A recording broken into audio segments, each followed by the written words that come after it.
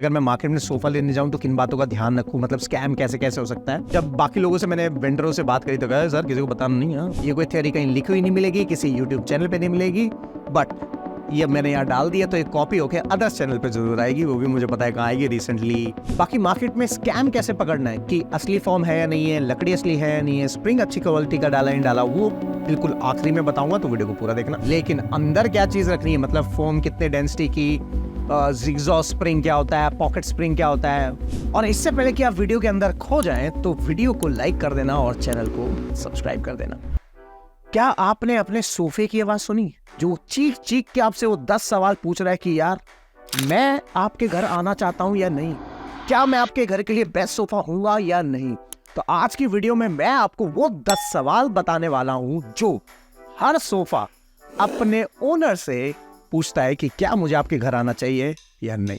तो ये वीडियो को शुरू करते हैं।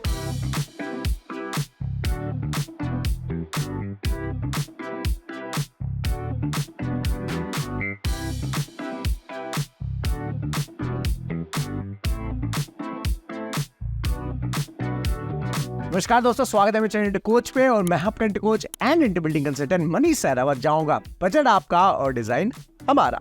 और भाई दिवाली आने वाली है तो दिवाली के लिए स्पेशल पेंट कंसल्टेंसी स्पेशल हमने दे दी है, जिसमें हम सीधा 50% का ऑफ कर रहे हैं। तो जो सबसे पहला सवाल सोफा आपसे पूछता है वो होता है स्पेस। क्या आपके ड्राइंग रूम में उतना स्पेस है कि आप मुझे लेके जा रहे हो? कहीं ऐसा तो नहीं कि बहुत बड़ा ड्राइंग रूम है और मेरा स्पेस बहुत छोटा है और आपने मुझे वहां लग दिया और ऐसा लग रहा है लेफ्ट अलोन कि कोई सोफा वहां रख के भूल गया है, क्योंकि इतनी बड़ी स्पेस में छोटे साइज का सोफा रखा तो वो भी गलत है।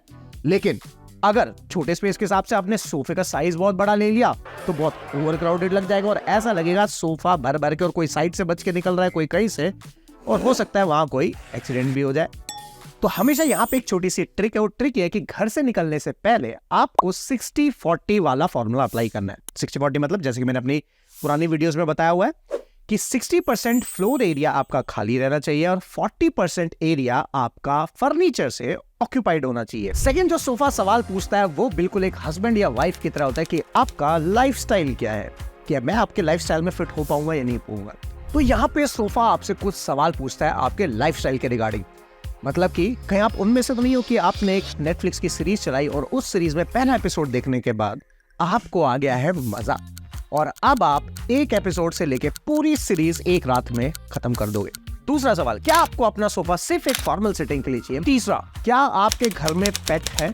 कहीं ऐसा तो नहीं है कि सोफा को आपने रख लिया और वहां पे कभी डॉग घूम रहा है, या कभी अगर कैट रखी है वो, या कोई और पेट है तो वो रखे। और सबसे बड़े पेट बच्चे जो है भाई शैतान, और आपके बच्चे भी अगर शैतान है तो कमेंट करके जरूर बताना। क्या आप उनमें से हैं कि काम करते करते अपने सोफे पे सो गए, या अपने पार्टनर के साथ उसी सोफा पे लाई डाउन होके सोना चाहते हो, या बैठे बैठे वही नींद आ गई, या आप अकेले वहां अपने सोफे पे सो गए। और कहीं आप उनमें से तो नहीं है कि सोफे पे ही सोना है, सोफे पे बैठना है और खाना भी सोफे पे है, तो वहां पे क्या आप अपने सोफे पे खाना खा सकते हो? क्या आपका सोफा आपको अलाउ करेगा कि आप भी मेरे पे खाना खा सकते हो? डोंट वरी, इन सारे सवालों के जब जवाब मिलेंगे ना आपको बहुत मजा आएगा। और उससे भी बड़ी चीज कि एक सोफे पे एक साथ कितने लोग बैठने वाले हैं। तो अब यहाँ पे सारे सवालों के जवाबों में 3 चीज कॉमन होती है।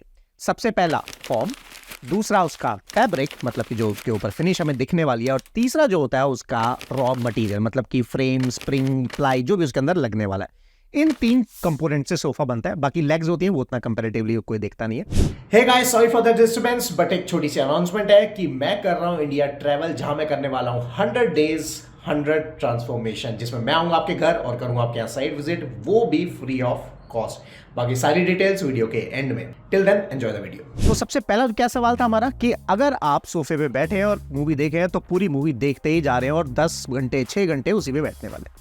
तो ऐसी स्टेज में आपको क्या करना है, आपको हमेशा जो फॉर्म लेनी है वो या तो लेनी है 32 डेंसिटी की या 40 डेंसिटी की। फॉर्म, डेंसिटी, ये सब क्या होता है? या फॉर्म का मतलब बेसिकली हो गया कि जो आपको कुशनिंग प्रोवाइड करेगा, जिस पे हम बैठेंगे तो जो कंफर्ट मिलता है, जैसे गाड़ियों की सीट हो गई। तो यहाँ पे आपको फॉर्म वो लेनी है जो जिस पे बैठे और बैठते ही उसके अंदर हम एकदम घुस जाएं, धस जाए कि भाई बिल्कुल लेजी, बिल्कुल आलस की तरह पड़े और बैठ बैठ अपना मूवी देख रहे हैं। दूसरा यहाँ पे जो हमें फैब्रिक लेना है वो लेना है ब्रीदेबल फैब्रिक। ब्रीदेबल फैब्रिक का मतलब कि जिसमें आपको स्वेटिंग ना हो। सोच के देखो, होता है ना लेदर सीट्स आजकल जो आती है, जो गाड़ी में भी होती है, लुक वाइज में तो बड़ा सही चीज ले आते हैं, लेकिन जब बैठे हैं तो पीछे से पूरा आपका स्वेटिंग में हो जाएगा और बहुत ही अनकंफर्टेबल हो जाएगा। पता चला सामने से तो एसी की हवा और पीछे से पूरी गर्मी से स्वेटिंग हो चुकी है। तो हमेशा ब्रीदेबल कपड़ा लो। तीसरा, अब ये तो हुआ सोफा, ठीक है, नॉर्मल आपने सोफा ले लिया, लेकिन यहाँ पे जो डिजाइन लेना है आपको, वो डिजाइन चाहे तो एल शेप ले सकते हो, क्योंकि आपको जो एल पार्ट मिलेगा उस पे आपको पूरा लेटने का मौका मिलता है, क्योंकि अक्सर सोफे में बैठे बैठे इतनी लंबी सीरीज तो नहीं देखी जाएगी, तो वो एल शेप वाला आपका यहाँ पे काम आएगा। लेकिन अगर आप चाहते हो कि यार मैं तो बैठते बैठता हूँ, मेरे साथ में बच्चे हो गए या पेरेंट्स हो गए या वाइफ हो गए या हस्बैंड हो गया, वो भी साथ में देखने वाले हैं, तो यहाँ पे आपको लेना है रेक्लाइनर सोफा, अगेन ब्रीदेबल कपड़े में, जो बिल्कुल सीधा हो जाता है और जिस पोजीशन पे आप चाहो उसको देख सकते हो। ठीक है, एक छोटी सी ट्रिक बता रहा हूँ, आई नो थोड़ी मन्यूट है। जो भी रेक्लाइनर आप लो जिसपे आप लेटने वाले हो, मेक श्योर करना कि जो उसका हेडरेस्ट है उस पे एक अलग से बम्पी सा लेवल होना चाहिए, नहीं तो हमें जब हम लेटने की पोजीशन पे ऐसे होंगे तो हमें ऐसे करके टीवी देखना पड़ेगा, जबकि आपको अगर यहाँ कुशनिंग अलग से मिल जाएगी तो आपको अलग से फोर्स नहीं लगानी पड़ेगी, सीधा सीधा आप देख पाओगे। तो ये एक छोटी सी ट्रिक है। सेकंड आता है सोफा उनके लिए जो फॉर्मल सिटिंग है, मतलब कि गेस्ट आए हैं, गेस्ट आके सिर्फ बैठे हैं और आप भी वहां से बैठे हैं और चले गए, नॉर्मली बहुत ही वंस इन अ वाइल आपका लिविंग रूम यूज हो रहा है। तो ऐसे टाइम पे आपको जो सोफा लेना है वो बड़े साइज या छोटा साइज, जो भी आपका साइज मैटर आ रहा है एज पर द 60-40 रूल, यहाँ पे आपको जो फैब्रिक चुनना है वो फैब्रिक चुनना है बिल्कुल ही कौन सा, जो लग्जरी फिनिश दे, मतलब कि वेलवेट टच। अब इसमें भी दो टाइप के कपड़े आते हैं, एक जिस पे आप हाथ ऐसे डालोगे तो कलर चेंज हो जाएगा क्योंकि वेलवेट में होता है, दूसरा उसी का अनदर भाई या बहन जो भी आप लगाना जो हो सकता है, जिसमें आप ऐसे हाथ कर लो चाहे ऐसे हाथ कर लो, उसमें कलर चेंज नहीं होगा। दूसरा, फॉर्मल सिटिंग में एक चीज और है जो बहुत ही ध्यान रखने वाली है, वो ये है कि जब फॉर्मल सिटिंग में हम लोग बैठते हैं, गेस्ट आते हैं, तो रेदर देन हम साथ बैठना पसंद नहीं करते, हम पसंद करते हैं आमने सामने वाला। बाकी मार्केट में स्कैम कैसे पकड़ना है कि असली फॉर्म है या नहीं है, लकड़ी असली है या नहीं है, स्प्रिंग अच्छी क्वालिटी का डाला नहीं डाला, वो बिल्कुल आखिरी में बताऊंगा, तो वीडियो को पूरा देखना। चलो एक सवाल का और जवाब ले लेते हैं, क्योंकि आगे हमें डिजाइन, कलर और ये सब भी डिस्कस करना है। मान लो आपके घर में पेट है, सपोज करो डॉग है, तो उसके जो नेल्स होते हैं वो अगेन कपड़े को फाड़ सकते हैं। तो यहाँ पे आपको वेलवेट को, लेदर को या और कोई कपड़े को अवॉइड करना है। यहाँ पे आपको प्रॉपर जाना है जूट फिनिश में, और एक और उससे भी तगड़ा कपड़ा आता है नायलॉन, लेकिन वो महंगा बहुत पड़ जाता है, वो आप यूज कर सकते हो। यहाँ पे क्या होता है कि जो बाल होते हैं डॉग के वो वहां पे गिर जाते हैं, वो इजी टू ब्रश से इजी टू क्लीन हो जाते हैं। दूसरा, ये कपड़ा नेल से, इसमें नेल्स घुसते नहीं है, इजीली फंसते नहीं है, तो छेद नहीं होता और वो फटते नहीं है। तो जूट जो है बेसिकली कपड़ा होता है जो आपस में धागे बना बना के बनाया जाता है। और दूसरा सबसे इंपॉर्टेंट, जूट जो है वो ब्रीदेबल कपड़ा है। जैसे मैंने बताया ना स्वेटिंग हो रही थी, इस केस में आप लेट जाओ, सो जाओ, कुछ भी करो, आपको किसी भी पॉइंट पे, किसी भी बॉडी के पार्ट पे स्वेटिंग नहीं होने वाली। तो ये जूट की सबसे बड़ी खासियत होती है। अब जो फिफ्थ पार्ट आता है कलर, कि जो आपकी वॉल पे कलर है या कलर आप करवाने वाले हो, क्या उससे आपका सोफा मैच हो रहा है कि नहीं हो रहा। अगर आपने मैच करता हुआ सोफा नहीं लिया तो आपका घर दिखेगा कुछ ऐसा। तो अब यहां पे वीडियो को पॉज कर दो, पेन पेपर अपने हाथ में ले लो और जो ट्रिक बता रहा हूं उसको लिखना शुरू करो। तो अब यहां पे करना क्या है आपको, जब भी हम सोफा रखते हैं तो सोफा के पीछे हमें अपनी एक वॉल दिखाई देती है। तो बेसिकली होता क्या है, वो वॉल जो है वो भी बेस कलर की तरह एक्ट करने वाली है आपकी सोफा के लिए। अगर आपकी वॉल पे आपने बहुत ज्यादा डिजाइनिंग है, बहुत ज्यादा डार्क कलर्स है, तो अगेन सोफा लाइट।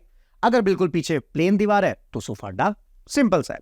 अगर आपकी वॉल पे कुछ और कलर है, उस पे कैसे करना वो भी बताऊंगा। तो अगर आपके सोफा की बैक वॉल का कलर व्हाइट है तो आपको लेने हैं ये वाले सोफे।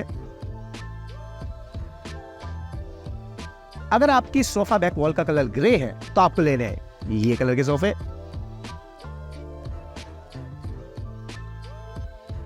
और अगर आपकी बैक वॉल का कलर फैमिली ऑफ बेज से बिलोंग कर रहा है तो आपको जो सोफा लेना है वो लेना है कुछ इस कलर। अब अगर इस वॉल में आपका कलर ग्रे, व्हाइट या बेज में से नहीं है तो भाई अब है थोड़ा ट्रिकी पार्ट।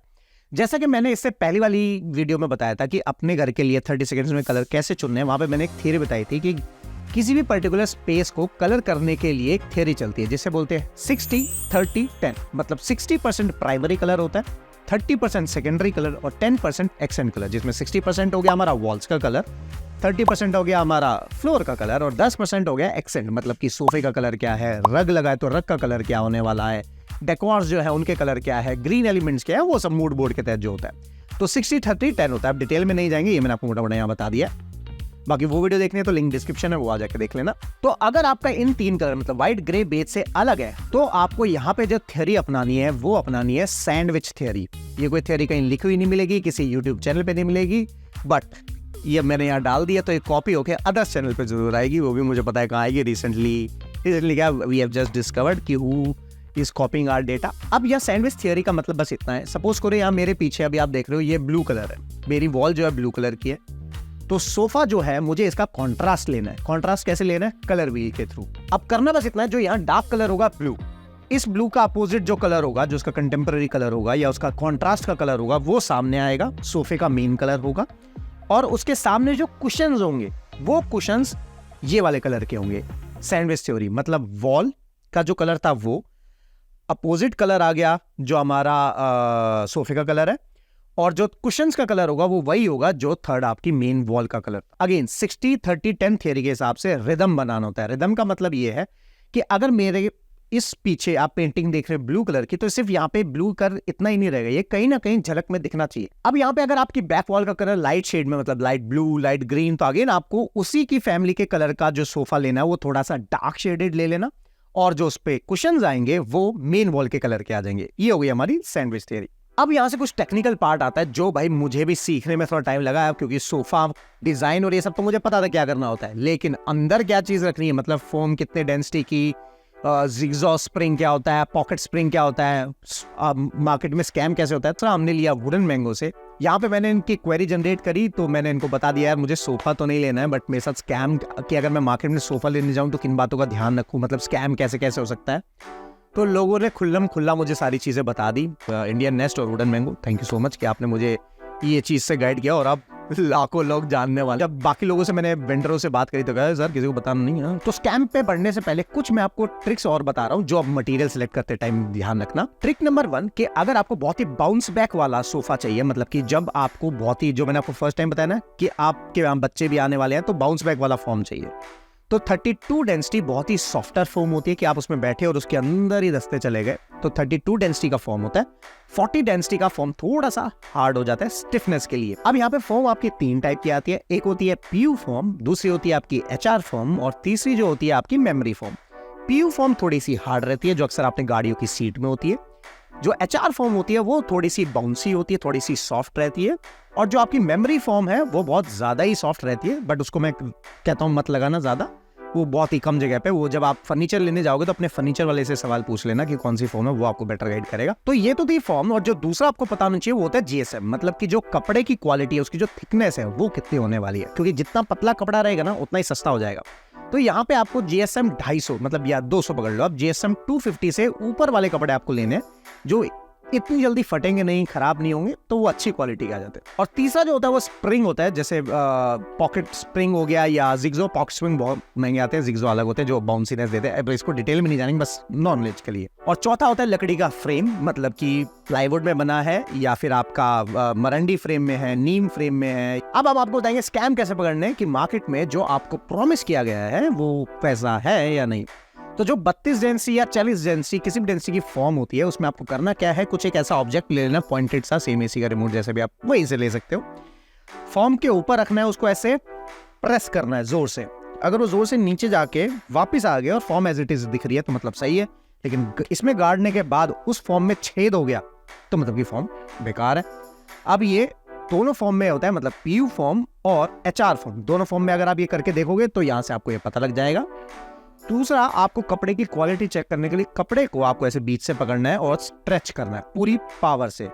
जैसे ही आप स्ट्रेच करोगे, अगर वो कपड़ा बीच में से खुल गया, उधड़ गया या रेशे निकल के आ गए तो मतलब कि कपड़ा खराब है, अदरवाइज तो कपड़ा जेन्युइन है।